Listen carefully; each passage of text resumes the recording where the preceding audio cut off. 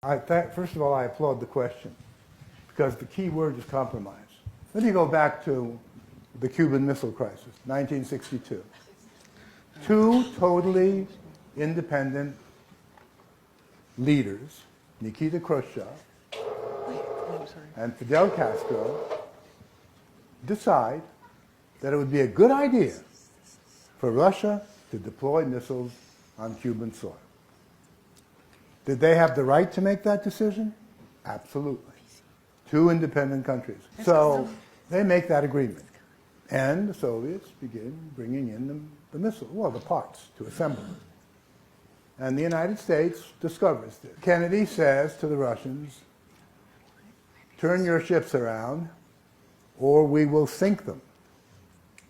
And if that leads to World War III, so be it.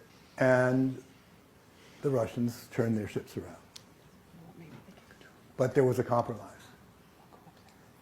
Not made public in this country at that time.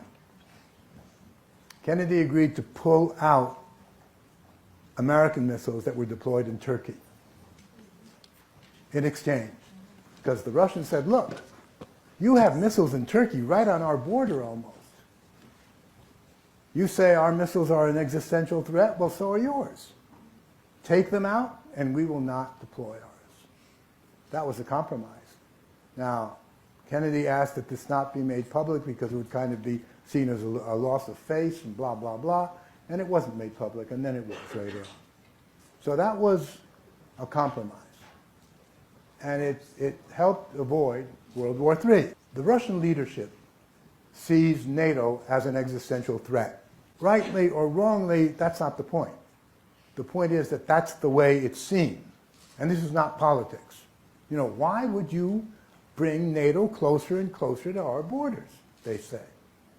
In Latvia, it's on the border. In Estonia, it's on the border. Now, Ukraine is moving westward. It's a complicated issue. The United States has played a certain role in this. That's not the point.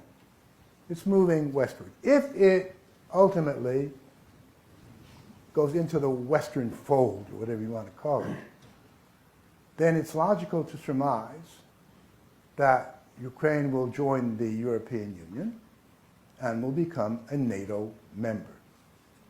Now, Ukraine has a border with Russia.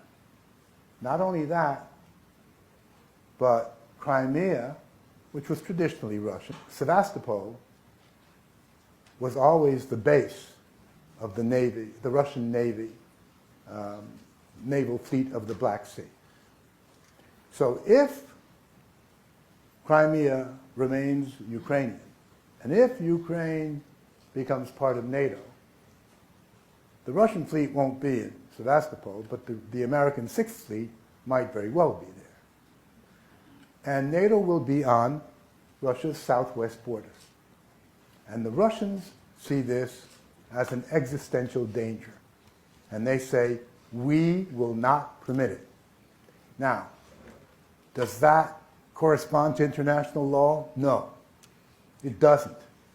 But when you talk about existential threat, you say, I don't care about international law, as in the Cuban Missile Crisis. You say, no, we don't give a damn how you feel. We're not going to allow this. It is my opinion that had from the very outset